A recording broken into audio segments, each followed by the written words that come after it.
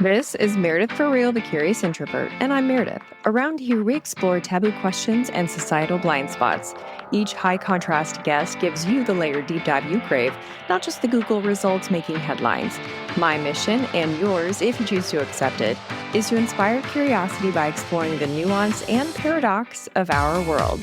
Each episode is different, so bring your ADD and your earbuds and have a look around. The air we breathe could be the cultural blind spot we are most impacted by, but least aware of. My guest unpacks how filtering your air is, these are his words, the laziest way to be healthy. Sign me up.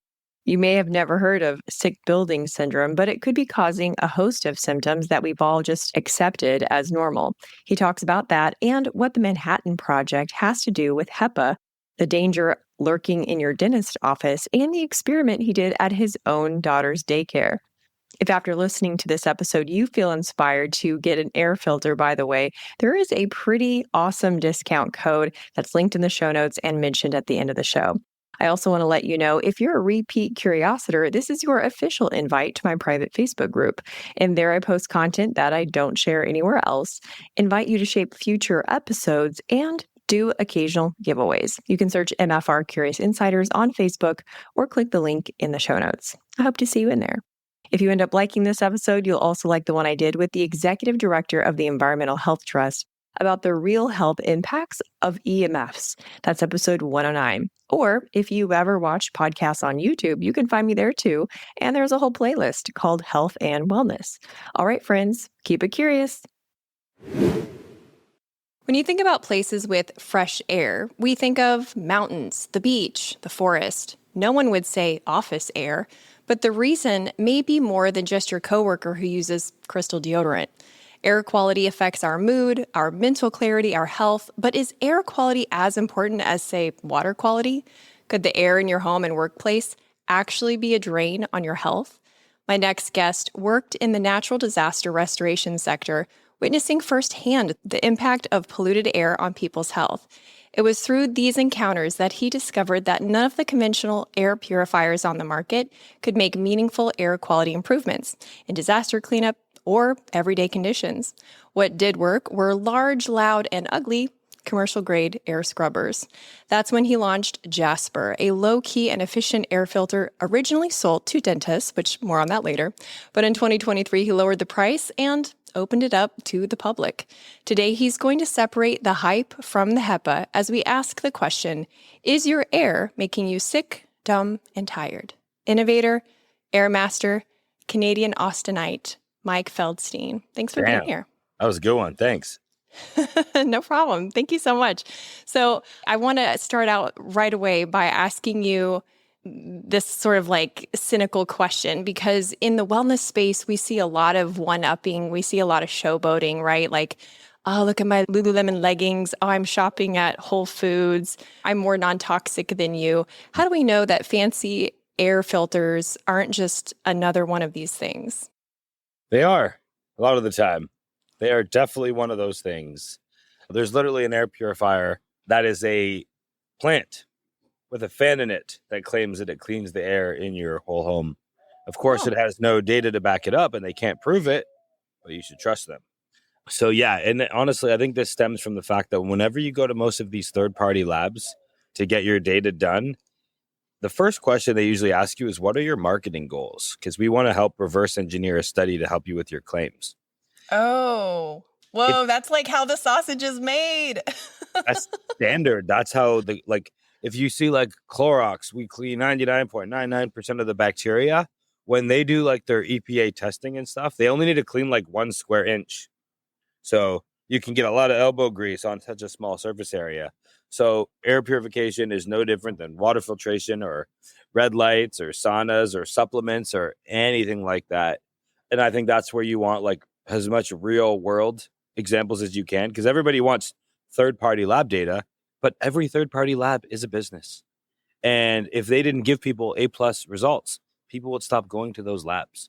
And that's why our data and our science is mostly like a sleep study or filling a room with mold and removing it. Like all real world, practical, community-led studies is more what I like as a consumer. And that's what we focus on here. But Yeah, you need to be really careful about claims and stats that you see from brands.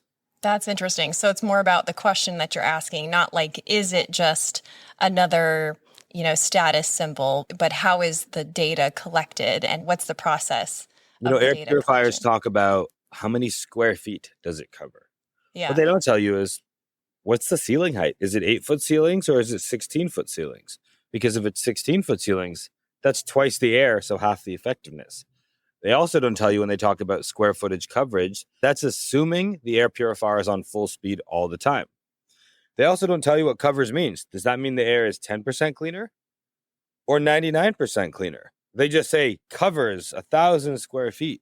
And be like, my place is 2,000 square feet. I'll buy two. Check. We're good. And then they don't know if it's working. You wonder why. Interesting. And when you're talking about illness, like reversing, a problem for you or your kid or something, I mean, the details do matter, unless you are just trying to check a box to kind of showboat that, hey, we're doing well. And look, here's this fancy air purifier to prove it. But for people who are trying to mitigate illness, who are really focused on wellness, one of the big areas of concern is our brain health. Alzheimer's and just even brain fog, it's kind of like a tender topic. It's something we deeply fear is loss of our brain function. So what impact does air quality have on brain function? Well, the thing that fuels your brain and most of the cells in your body is oxygen. And I call air sleep fuel by night and thinking fuel by day. If you stop breathing, you won't be thinking for very long. You can go 3 weeks without food, 3 days without water, and 3 minutes without air. So if air is your fuel, it's much like anything else. If you feed your body a clean food source, a clean water source, it's no difference than your car or an engine or a motor. If you want your body to run good, you want to give it the cleanest possible fuel. Unfortunately, most of the air that we're breathing in now is indoor air. A lot of people are spending over 95% of their time indoors, especially when it's hot in the summer, cold in the winter. And air indoors is typically 5 to 10 times worse than outdoor air because the best air purifier in the world, it's not Jaspr, it's nature. It's the sun, the wind, the trees, the rain. And since the 70s, we've been building our homes incredibly environmentally friendly, which means tight, tight, tight, tight, tight. So everything is trapped. What's outside comes inside, and then everything's trapped inside, whether that's pet dander, paint, off-gassing from your furniture, insect parts, mold, all of it. And it's trapped inside. And then because our home is sealed up so tight, we don't have the benefits of, we don't get the UV rays from the sun, no wind, no rain, no trees. So we're not taking advantage of the best air filtration system that's out there. And that's where the big problem lies. It's the fact that we're inside, tight with all the chemicals and everything, and then most people aren't even filtering it. I find when it comes to technological advances that optimize, especially our cognition, the US government is usually in possession of whatever thing, gadget, tool ahead of time, and they're using it to optimize the performance of their war fighters. Have you seen any of that in the area of air quality? Believe it or not, a lot of companies have tried over the last several years to claim like innovative technology in the air filtration space. But what NASA, the space station, surgical operating rooms, they're all still using simple HEPA. So in certain times, there's time for innovation, but then there's times when you want to use the tried and true, whether that's wood or concrete or sand for glass. And HEPA, which has been around since it got invented during the Manhattan Project to filter out biologic contaminants. But now, so I would say, as far as I know with air, the gold standard and the tried and true is still going strong. And we're always looking at this because eventually there will be a technological breakthrough. It's silly to say that just because this is the way that's been the best way of doing it for 50, 60, 70 years, that it will always be the best way. There are some, in actual fact, there's a lot of these carbon credits to work on carbon sequestration, to filter and to capture carbon. And it's looking like some of that technology could actually be really effective in air purification systems as well. It's like it captures carbon and all this other stuff. So it's possible that we're going to find a lot of breakthroughs there, but so far, nothing that I know of. When it comes to preventing illnesses, what are we talking about? Like mostly in crowded spaces, or are we talking also illness prevention in, say, a 2,400 square foot home with three people in it? Well, both. Schools are also a really, really big one. There was a study in Finland not long ago that just last year, actually, that showed when they put air purifiers in classrooms, they had a 30 to 50% reduction in absenteeism. So if you think about it, like how does one person make another person sick? It's either by like physical droplets, saliva, or air.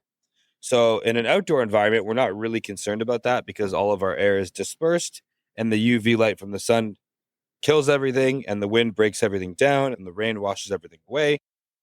But an indoor environment, like we work with a lot of wellness businesses and massage therapists, chiro, physio, naturopaths. And when they're in like a treatment room that's 10 by 10, they're sharing the same air. So anything that one person is breathing, the other person is inhaling. It's like two fish in the same little fishbowl. Yeah. And if you're not filtering that water in that fishbowl, there's going to be a lot of cross contamination and a lot of people getting sick. And then just like same thing with pollen and mold, like we can handle allergens outside a lot better than we can indoors. And it's that beat down 24 hours a day. And really, because air is our fuel, it's impacting our sleep quality, our thinking quality. And if you have bad air in your bedroom, now your sleep is compromised significantly. And if your sleep is compromised, then your body can't get parasympathetic and it can't heal and it can't recover. So I think like the most obvious no-brainer for people with air is make your bedroom a clean air sanctuary, right? You want a comfortable bed. You don't want any bright, annoying lights. You don't want it to be loud. You want it to be a little bit cool, and you want filtered clean air. Because when you have a clean air environment, like most people, if you're not filtering the air in your bedroom, the average bedroom has 1 million particles floating around, whether that's pollen, mold, cedar, dander, insect parts, chemicals, all that stuff. So when you filter your air and you get it 20 times cleaner, your body's not playing defense all night long. And when it's not playing defense, it can start recovering and healing. Then your stress load comes down. And then like it's amazing when people have struggle with really bad seasonal allergies. And simply by filtering their air, their seasonal allergies are completely gone. And their sleep is better. And then because their sleep is better, their energy's better. They're more likely to go to the gym. They're going to drive better. They're going to think better. So to me, like the number one sleep hack is health hack is sleep. So anything that contributes to good sleep is just going to be an amazing place to invest your resources. Tell me about the experiment that you did with your daughter's daycare, too, because I thought that was interesting. It's a problem a lot of parents experience, their kids coming home always sick, getting everyone else in the house sick. What happened with that? Yeah, and they normalize it too. So when my daughter Aria, she's 5, she just turned 5. When she was just around 3, we sent her to daycare for the first time. And it was like a daycare school thing.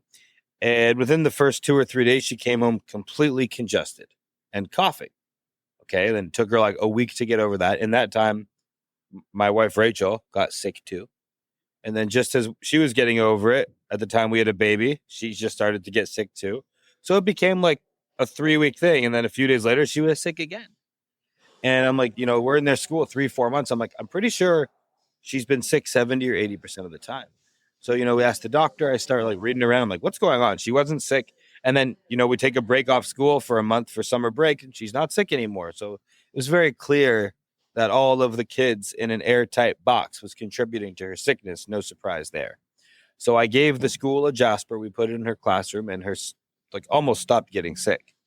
Because the schools have decent cleaning protocols. They wipe things down. I mean, they use harsher chemicals than I would personally like to see, which can create its own host of problems. But in terms of cleaning up bacteria and the spread of things like that, they're pretty good. But when all the kids are breathing on each other and coughing and sneezing and droplets and dirty diapers and the windows don't open and there's no ventilation, the kids are spreading everything.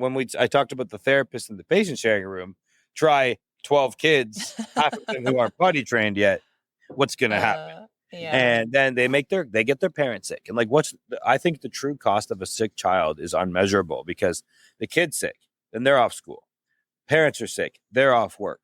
So just like the productivity of a country is really significantly impacted by a sick child who then spreads it across their whole class, and the problem gets really out of hand. So when I saw how effective the Jaspr was, I started to go down the rabbit hole more. And yeah, that's why that Finland study really caught my attention, because they did this across 80 classrooms and they got a significant drop in absenteeism in both the kids, the students, and the teachers. And that was just the tip of the iceberg, right? They don't have filtered water. They all have like these Glade plugins and fresheners and toxic chemicals. They have these bright LED or fluorescent light bulbs that are flashing and messing up their circadian rhythm, because the sun has a certain, frequency and brightness to it that changes throughout the day. But our indoor lighting is static throughout the day, and it's flickering at a very unnatural rate. So air just kind of opened my eyes to like, wow, sick building syndrome is a real thing that companies have known about for a long time. Yes. Oh my gosh. I am so glad that you brought this up, because I had never heard about sick building syndrome before until I started going to a functional medicine doctor. And so I actually wanted to share this with you. I took my PDUPS, which is like an interesting experience within itself, for a mycotox test. And my ochratoxin A was 52, my citrinin was 75, and my mycophenolic was 272, which seems like not good. How common is this to get from living in a place that maybe has mold or, rat poop or whatever causes all these things? Is this common? And how bad is this? It's really common. And it's not just that, right? Like, it only takes one night at a hotel or one day on a plane or one day at an office or at a concert to be in an environment like that. So even if some people have their home environments dialed in, we don't control a lot of the environments we go into. It could be a restaurant. It could be a coffee shop that we frequent. Most people just aren't even thinking about it. Whereas like if your kid jumped into like a dirty pond at the side of the road, you'd be like, you'd get him out, you'd wash the clothes, you'd rinse them down. You'd be like, you just went in dirty water. Like, are you going to be sick? Let's take care of this. But when we live in dirty air, no one thinks about it. I like the analogy of a swimming pool or a fish tank.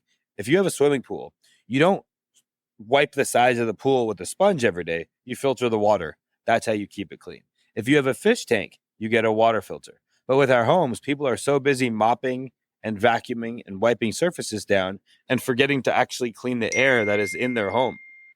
Almost everybody who gets a test like the one you did, whether it's heavy metals or mycotoxins or mold spores, is quite elevated. So when you have unfiltered air at home, and then you don't have, maybe you're also not drinking enough water, maybe you don't have a good detox protocol. So you probably were put on some sort of binders or detox protocol when they discovered that within you, but it's shockingly common. So, and it's a big travesty because a lot of people, they're sick, they travel, they feel better, they come home, they get sick again. Aha moment, is my home making me sick?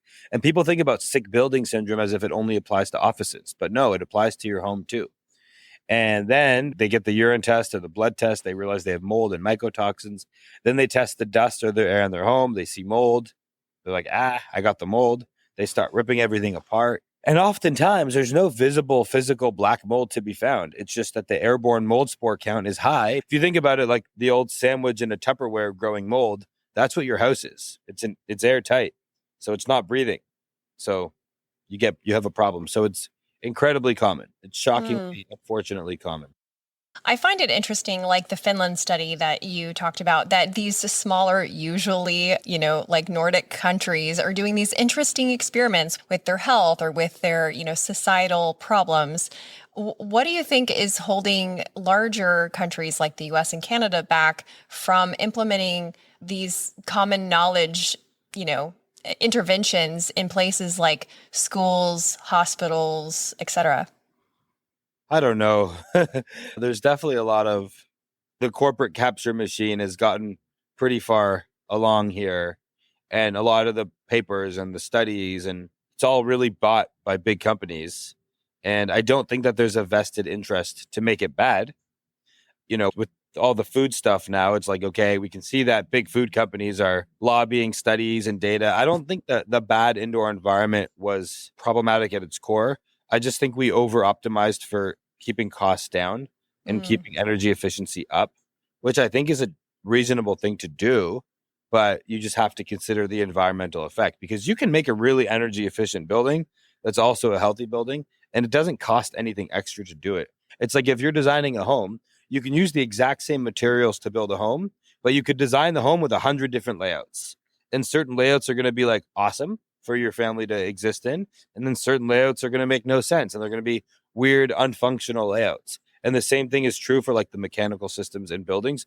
I just don't think we put much awareness and emphasis on health and environmental health here. But it does seem like there's quite a lot of tailwinds now. And I think the fact that we're talking about this and more people are starting to, like, even the White House last year had an indoor air quality summit. So Really? I think it's lagging the rest of the world, or at least Europe's usually a step or two ahead on this kind of thing. I think it's coming. Is this a good time to tell everyone about your school experiment? I love that you're not just talk, you're actually like, all right, let's do this. Let's do this. So yeah, actually literally like 10 minutes ago, I wrote this email about it. But in there I said like exciting news coming soon. I didn't tell anybody what we're up to yet. So yeah, my wife Rachel was a labor and delivery nurse, but she wanted to go into teaching, but we lived in Canada back then and there was no teaching jobs. And I'm 35 now, since I was 19 and she was 18, we've been working on curriculums. Like it's something that we've been thinking about way before we had kids. Just like education and how to learn and what to learn, not less what to learn and more how to learn.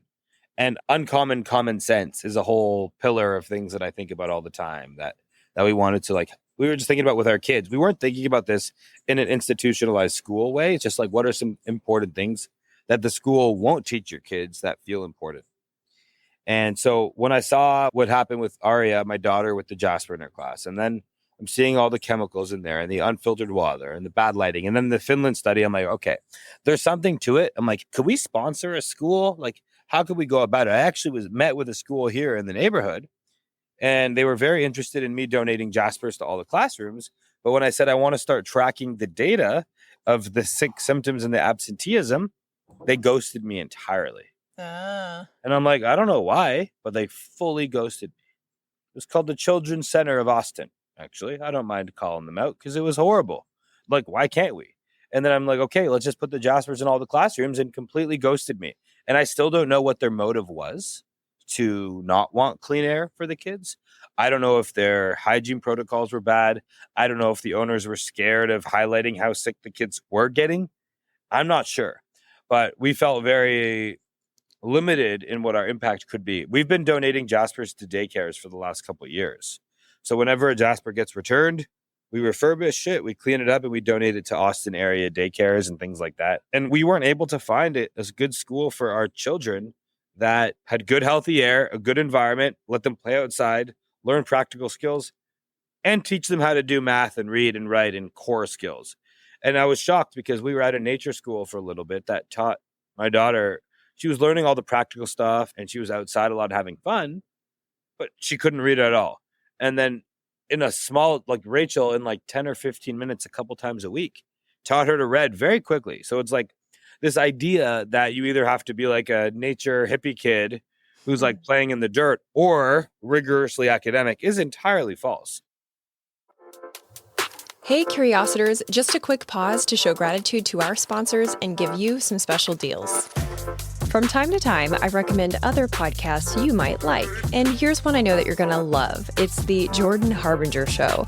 I love it because it's smart without being too highbrow and 1,000% AD friendly. I know, you love it already. I'm a genuine true fan. When I have time to listen to podcasts just for pleasure, not, guest research, the Jordan Harbinger Show is my automatic choice. It's like when you're hungry and someone asks you what you want, and then before you even have a minute to think about it, you find yourself at Chick-fil-A because, obviously, Jordan's the Chick-fil-A of podcasts. Some of my favorites include the one with the man held hostage by Somali pirates, that's episode 115, and the pain psychologist about how pain lives in the brain, not in the body, episode 661. You can't go wrong with adding the Jordan Harbinger Show to your rotation. It's incredibly interesting, and there's never a dull show. Search for the Jordan Harbinger Show, that's HARB as in boy, I, N as in Nancy, GER, on Apple Podcasts, Spotify, or wherever you listen to podcasts. The Florida Panhandle isn't just the home of your favorite podcaster. That's me, by the way. Shameless, I know. But it's also a go-to spot for a lot of families on vacation. Don't plan a Pensacola trip without getting tickets to the UWF Historic Trust. It's good for a whole week, and it's a great indoor activity option. You'll recognize Trader John's where I record the show in the Pensacola Museum of History. Get your tickets in person so you can show the agent one of my emails and get $2 off an adult ticket. historicpensacola.org. Now back to the show. Remember to stay till the end where I give you a sneak peek of next week's episode. So we are opening a school here in Austin. And one of our big goals is to make the healthiest school in the country and be radically transparent in everything we do. We're going to have circadian rhythm lighting that mirrors the frequency of the sun. We're going to have air filtration in every class. We're going to have water filtration. We're going to have all non-toxic cleaning products.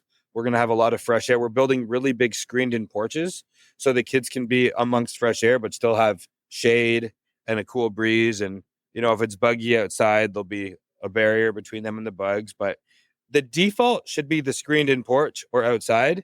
And you should only go inside if you really need to. So we'll have classrooms inside and outside.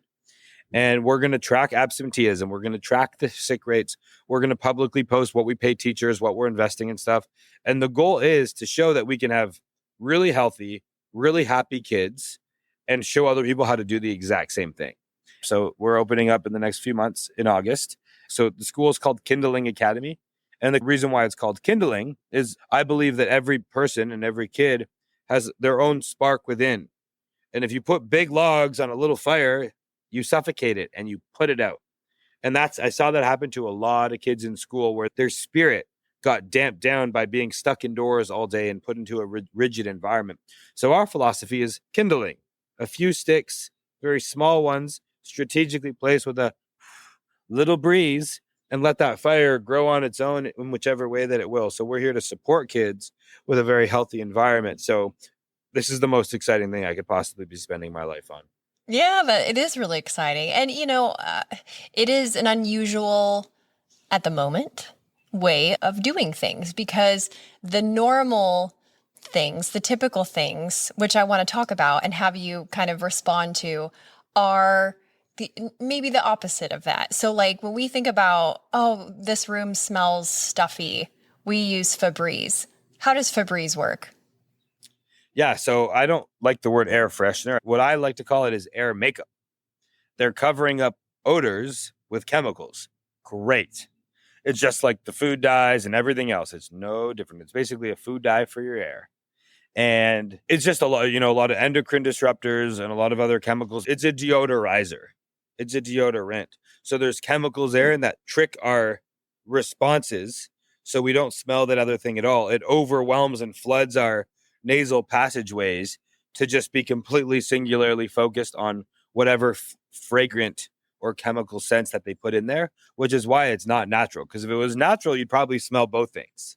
Fresh air is always the best air freshener. Getting the sun, getting the UV light on thing, getting the wind on it.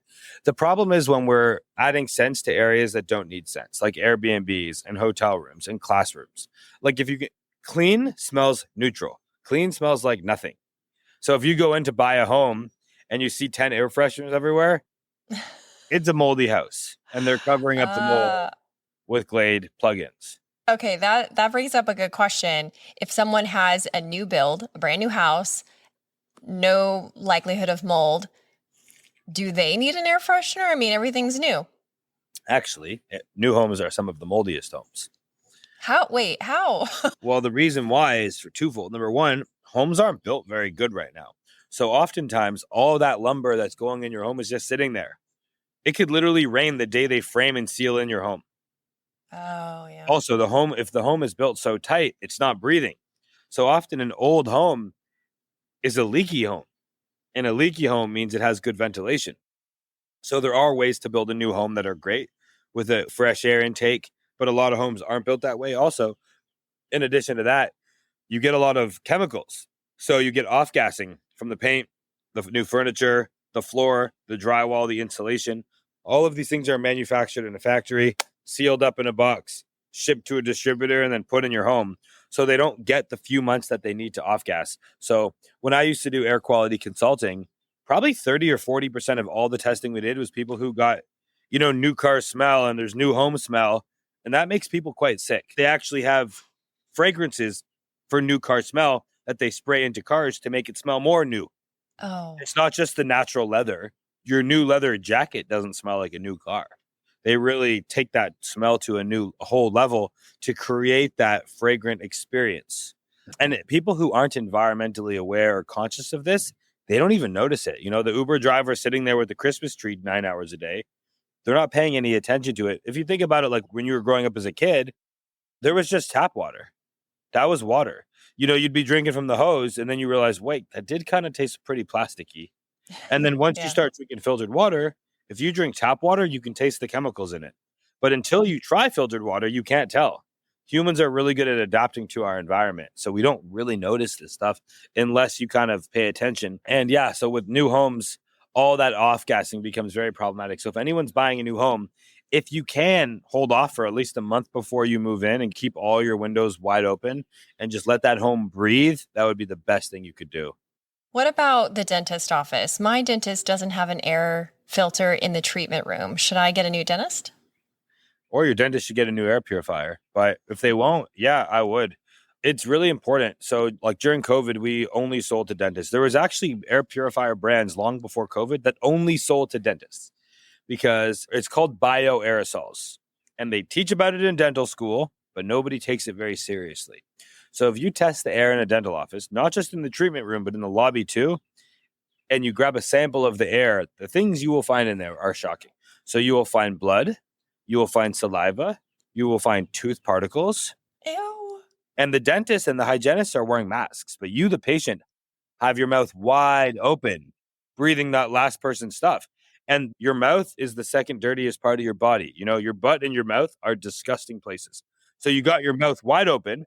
They're blasting high pressure water and air under your gum line, spraying all over the place. And then the HVAC system is recirculating that around. So if they're not filtering it, dentists have some of the dirtiest air you can find. In fact, the Department of Labor, when they rank the most dangerous jobs in America, dentists and dental hygienists are always on the top 10. More than cop, Wow. more than police, more than firefighter, more than a mine or coal worker is a dentist or a hygienist. And dentists are 3 times more likely than the general population to develop adult onset asthma because of their breathing in all those bioaerosols all day long. Oh my gosh. Okay, that really gives us something to think about. I really wanted to ask you this question from my friend who's an environmental scientist. I was telling him at a party that we were going to be talking. He goes, "Oh, what's the MERV level on Jaspr filters?" And I was like, I don't even know what that means. So, Mike, what's the MERV level? So MERV is a standard, just like HEPA is also a standard. So they're typically with air purifiers, we talk in an H scale, and whole home filters speak on a MERV scale. So they're 2 completely different filtration standards, but it's based on how many particles that they clean. So you might see like MERV 7, 8, 9, 10, etc. But generally, from an equivalency standpoint, our MERV would be like around a MERV 17 or a MERV 18.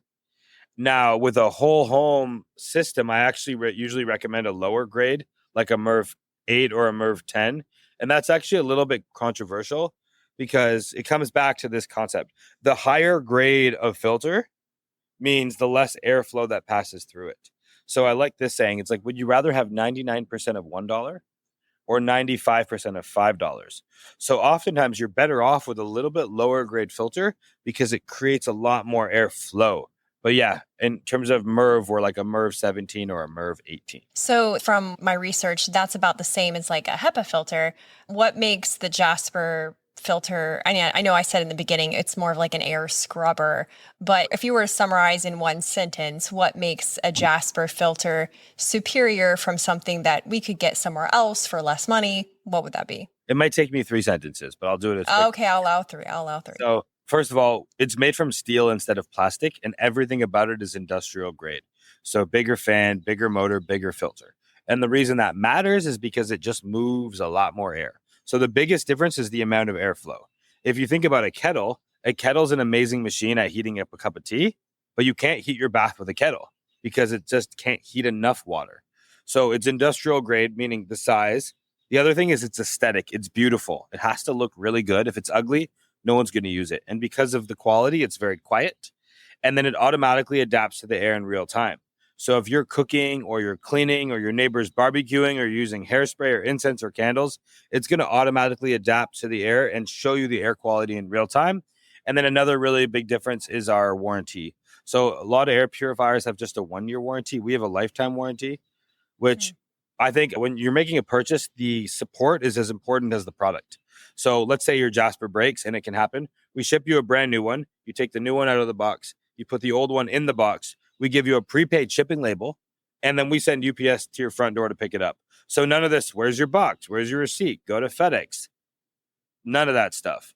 And if you think about a company or a product that only has a 1-year warranty, you should be asking yourself that. Why? It's because they don't believe in their product enough to have a longer warranty. So yeah, performance, design, high quality sensors, and the warranty and support are the big things that make us different. And that's only because of my background in wildfire restoration, mold, and environmental cleanups. I was just trying to make a heavier duty product that my wife would let me put in our home. Well, I think when it comes to wellness, we are all looking for those heavy hitters. We don't want to get bogged down in the details, as my husband says, caught up in the weeds of, the minute decisions like that wear us down, because all these little decisions, they add up and they create decision fatigue. And then you tell a friend, oh, this is what I'm doing. And then they argue with you. Oh, no, the real non-toxic ways to, and it's just like, you just want to chuck it all in the fuck it bucket. And so what I love about this is that it sounds like a heavy hitter for all the ailments that we consider kind of like the modern way of living, and so we can have our cake and eat it too, at least in our homes. There's no controversy with air because, people can debate the best diet. No one's going to debate whether filtered water and filtered air is a good idea. And one person once said it's the laziest way to be healthy. So it doesn't mean don't eat good and don't go to the gym, but breathing clean air is just plug and pay. It's an investment, but it takes no willpower. Yeah. So it doesn't require your bandwidth every single day. And once you start breathing better and sleeping better, it starts to compound and your energy allows you to get a lot more things done. Hey, and we all love that. Thank you so much for this discussion. Tell people where they can find you, find Jaspr, and the very generous discount that you're offering the listeners. Well, for the month of May, code CURIOUS will give you $400 off of a Jaspr. And the reason that we're able to do that, we don't sell at Best Buy. We're not on Amazon. We're not at Walmart. We believe in passing the original value proposition of e-commerce was cut out the middleman and give it the savings to the customer. And then Facebook, Google, and Amazon became the new middleman and nobody's saving money at all. So our whole thing is just educating people on air, raising air awareness, raising air consciousness, and making good products. So yeah, for the month of May, code CURIOUS will give you $400 off of Jaspr. Our website is jaspr.co. So no jaspr.co. Code CURIOUS is $400 off and it will actually stack. So if you get more than one, it will combine with our quantity discount. So it can go from being $11.99 to as low as $6.99, and you can save over $500 each. And then if you, for any reason, aren't finding a massive difference in your sleep, in your allergies, and you're not happy with Jaspr, we'll give you a 100% refund. But nobody ever does, because when you start really breathing clean air, it's very noticeable. My favorite review that we ever get is I've owned so many air purifiers before, and I wasn't sure if they were working. And with my Jaspr, I see it working and I feel it working. People snoring goes away, nosebleeds, asthma, allergies. Like, it's pretty amazing. Check out the reviews on our website. And yeah, code CURIOUS, $400 off for the month of May. And then forever after that, code CURIOUS will still be live and it will still be $200 off. But if you really want to invest in your health for you and your family, this is the time to do it. Well, thank you again so much for this fantastic conversation, and we'll definitely be in touch. Thank you. Have a great day. Thanks for listening. If you liked this episode, you'll also like the one I did with the Executive Director of the Environmental Health Trust about the real health impacts of EMFs. That's episode 109. Or if you ever watch podcasts on YouTube, you can find me there too. And there's a whole playlist called Health and Wellness. Stay tuned next week when I talk with a scholar about the anthropology of near-death experiences throughout ancient history. Until then, keep it curious.